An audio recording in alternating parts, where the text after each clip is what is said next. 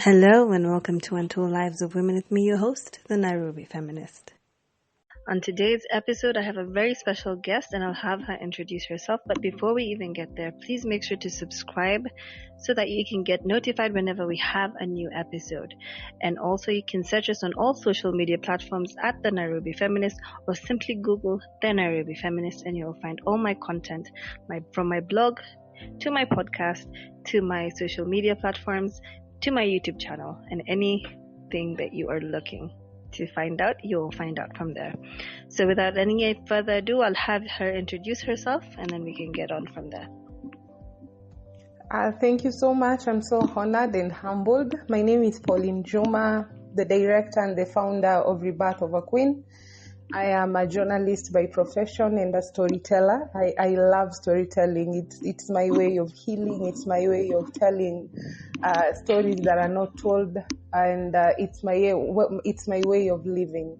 Rebirth of a Queen is an organization that supports and champions for the rights of survivors of gender-based violence through healing, creating a safe space, and offering them a safe house and empowerment. And that's called Rebirth of a Queen. And what made you start that organization? I keep saying that Rebirth of a Queen is a story. It's a story of me, Pauline Juma, living as a survivor of sexual and gender-based violence as a teenager in Kibera. And it's a story that I keep desiring to write to the world and tell it positively. What really made me start Rebirth of a Queen is offering a safe space for that 16-year-old girl like me who is sexually abused and has no space to go and has no one to speak to. It's that orphan who has no one to offer them help, and the people she has entrusted her life with are actually abusing her. So the main reason why I started Rebirth of a Queen was me telling my story in a way that I would really wanted it to be told. I would really wanted to have a safe space as a teenager, but since I didn't have it, it's now my opportunity to offer that safe space for other teenagers living in the vulnerable areas.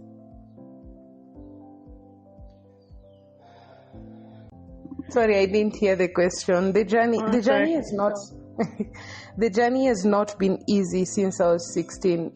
It's not been an easy journey, being a child, being raised in a very humble background, and we knew nothing about mental health or mental wellness, and just after going through abuse, and I had to stay silent to protect my mother, as it was said. I lived my life trying to find ways of surviving, and me finding ways of surviving meant that I had to make mistakes after mistakes after mistakes after mistakes to be able to find myself out. And I would say from 16 to around 20, I can't really tell how I lived all those years, because it was me surviving from one abuse to another,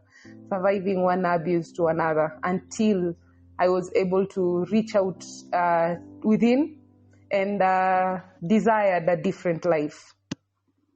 Yeah.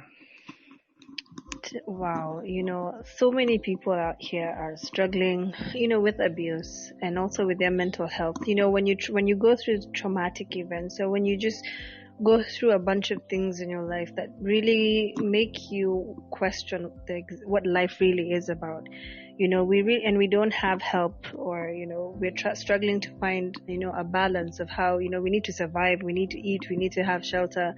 But at the same time, it's really hard for most people to prioritize their mental health, and to seek help. And also at the same time, it's really expensive to seek help. Yeah. So you then later started your safe house, and as a safe space for women and children. Is it just women and children, or it's just anyone who needs help? It's teenage girls, young women, and children. That's beautiful. So you started this space for women to come. How has it been for you? Because what I'm trying to ask is, going through trauma, and then you get to witness this all over and over again with the women and children who come to you seeking refuge and help. How do you deal with that emotionally? I would say running the safe house has been healing for me. And when I say healing, healing has never been linear. That is for me. There are days I wake up and I'm so proud of the work that I do, and I'm so proud that these women get to find help finally for themselves. And I'm so proud that at least I've offered someone a space to be themselves. And there are days I actually wake up and I'm like, I can't do this anymore. I can't take the emotions, because the emotions that come with running a safe house, there are so many. We have moments when you're so happy. We have moments when you're betrayed. We have moments when you're stepped down, even with the survivors that you rescue. But I've learned so much being a survivor myself, and also learning both the positive and the negative ways of supporting other people, because I'm in that journey. I've been in that journey, and I know there are days I could be a very good person, and I know there are days I could look at everyone as an enemy and decide to take revenge on everyone. So for me, running the safe house has been healing. I would put it as healing. Yeah. What's the one thing you would like to tell someone who's been maybe the 16-year-old version of yourself, a young girl who's out there who's struggling, who's been abused and has had to keep quiet, the 16-year-old who doesn't know what to do, where to go, if the world will ever be a good place again? What would you tell that young girl? Coincidentally, I love writing letters to my younger self. I love writing letters to my 5-year-old, because, that is the only time I can remember I was so happy, from 5 to around 8 years. That is the only time I remember. I can't remember, and my mom can really affirm that I was so happy in those moments. I think it's because I didn't know what life was at that moment, and I just had everything that I wanted when I was little, until when I turned 10, and I had to be the big sister to my family, to my siblings. And basically what I would tell my 16-year-old and to any other child or girl outside, that perpetrators have no power. It is your voice that they depend on. So the moment they silence you, that is when they win. But the moment you take charge of your voice and speak out, that is when they lose. And that is when you protect more other people around you. Definitely, that's the thing. As long as you stay silent, they still win. Your voice is the most important, and it doesn't matter what they say. You have to find a way to speak it. On my own journey of being here to support all those who reach out to me, one of the biggest issues that I've found is that for sometimes there's some survivors who will reach out to you, and you give them the help that they need, that is taking them to hospital, getting them the help they need psychologically, or just helping them in the ways that you can, getting police reports and all that, but it gets to a point where you're passionate about what you're doing, and you want justice for them, but it gets to a point where some survivors feel like this process is taking too long. I can't keep going to the police, the police won't do anything about it, and they give up on you, who has gone the extra mile for them to try and get justice for them. Sometimes it's heartbreaking to see them give up on getting their own justice for themselves.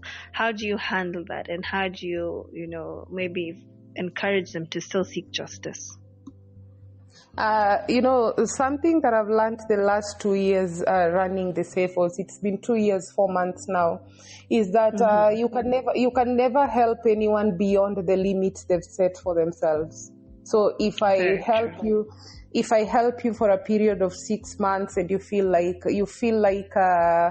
you feel like you can't do it anymore. I've learned to detach myself from the negative feelings and emotions of anger, of regret. Once I help someone, even if it's for one day, I keep telling myself that I've done something. You know, when that girl comes through the shelter and they don't have anywhere else to go, and I offer them a bed and food for that night, that is okay for me. That is what I was meant to do at that moment. And I would also say being finding myself through spirituality every day has really given me strength, because they're so, sometimes I wish I can really put it white and black what running the safe house is. It's not the good things that we post every single day.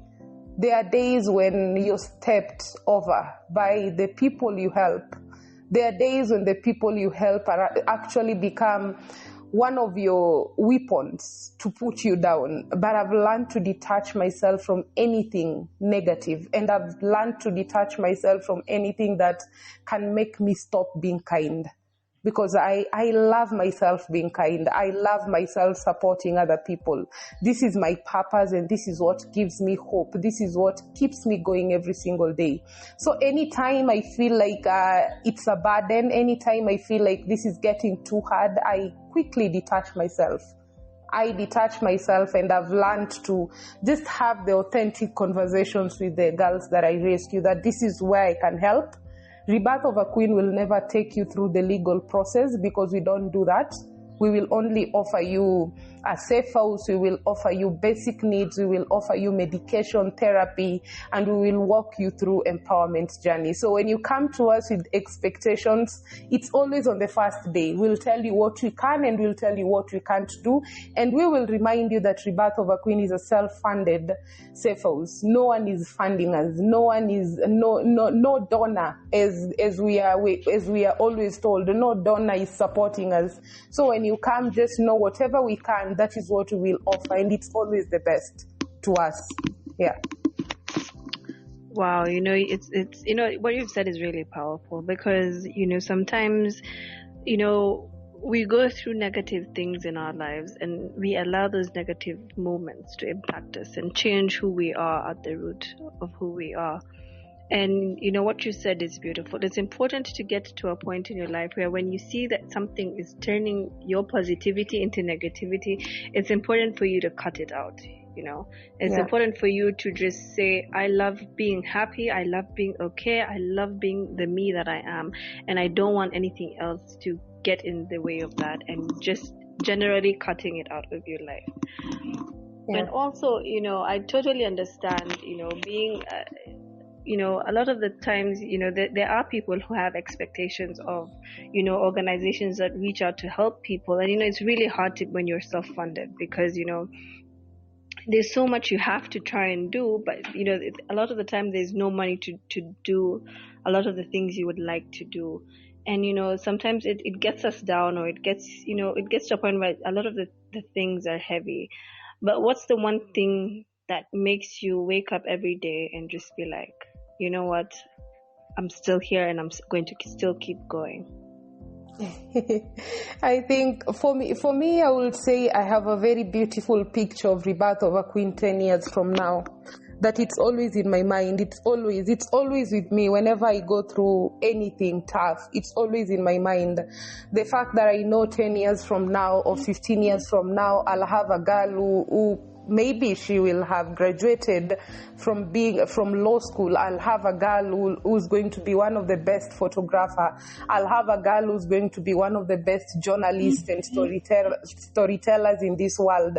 That is what really keeps me going. I don't really care whether that girl, they are going to be 2, or they're going to be 3, or they're going to be 5, or they're going to be 10. But that beautiful picture that one day Rebirth of a Queen will offer free high school education for young women and young girls in the vulnerable community, that is what keeps me going, no matter what I go through. And just like you said, being a self-funded organization, it's so hectic. You have dreams, you have visions, you have ambitions, you have beautiful ideas, but this country, especially my country, Kenya, has taught me, as long as you're poor, no one cares.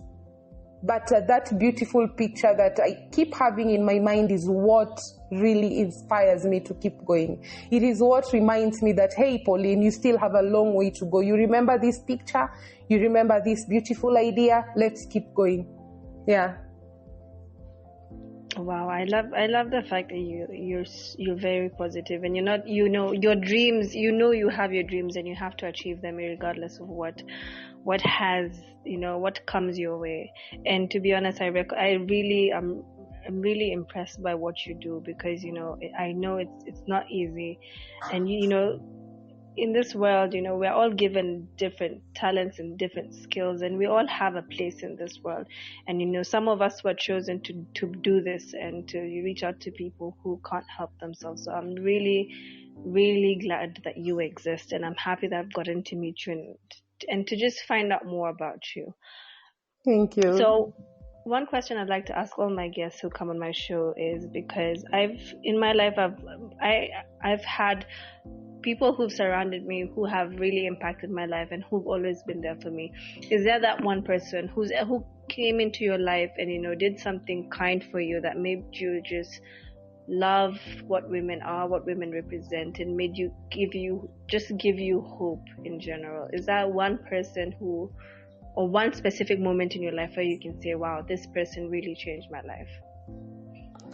I keep telling myself, and I keep reminding everyone that I am never, and I don't think I'll ever be a self-made woman. I don't think I'll ever be a self-made success. I am made by the people who hold me in every step of my journey. From the time, by the time I was in class 7, right now they call it grade 7. By the time I was in class 7, there was a woman who just told my mom about a scholarship in a different school, and that is how I went through my high school education, through just a word of mouth of a friend to my mother. And after I completed my high school, I stayed for around 3 years without going back to college. And again, there was a woman who came through for me and paid my college fee. And I am a journalist right now because someone sacrificed their money to take me to school. And through my journey, I've been made by women who have held positions for me. I have been held by people who have spoken my name in rooms that I don't think I could ever step there with, just as Pauline. I have been made by people who have actually stepped in for me when I was feeling so low and reminded me that, Pauline, you're still a queen, you still have your crown, and we are going to fix it. As much as we are going to do it silently, we are going to fix it and remind you that royalty is your portion. So for me, I attribute my success, I attribute my life to so many people who have held me. And in a weird way, I also attribute my life to people who have actually shown me the other side of life, because I've been thinking to myself the last 1 month that I live in a very cruel world. I feel like I live in a very cruel world, and that is what makes me more kind every single day, because that is not the world I want my children or any generation to live. Yeah. Wow, this life will really show you that, we're really not alone, and we're all here.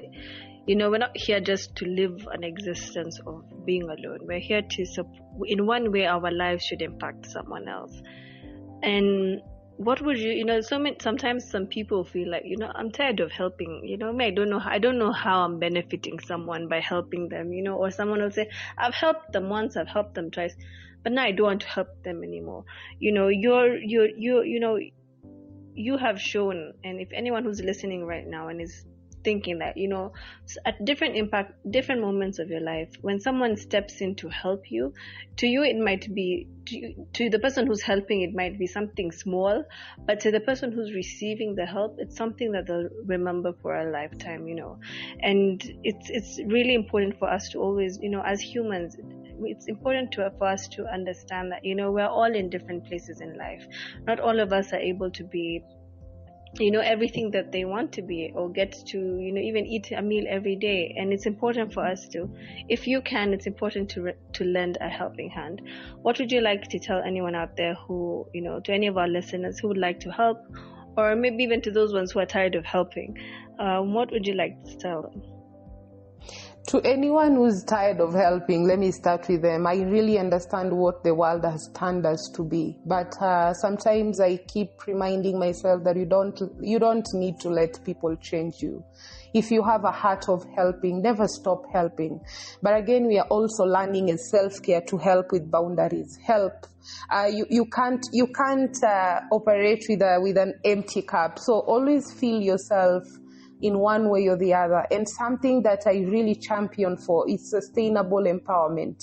Whenever we are helping people, whenever we are trying to help someone, can we do our best to help that people or that person or those people to be sustainable, so that if today you take a girl through school, the probability of that girl coming back and beg, or coming back and being vulnerable again, will be very minimum. So when we are trying to help, let's try this, do sustainable helping, and let's never get tired of helping. The world really has people who genuinely need that help, and the world really have people who are genuinely helping. So as much as the world has shown us its worst side, it's still our responsibility to create a generation that we are going to be proud for.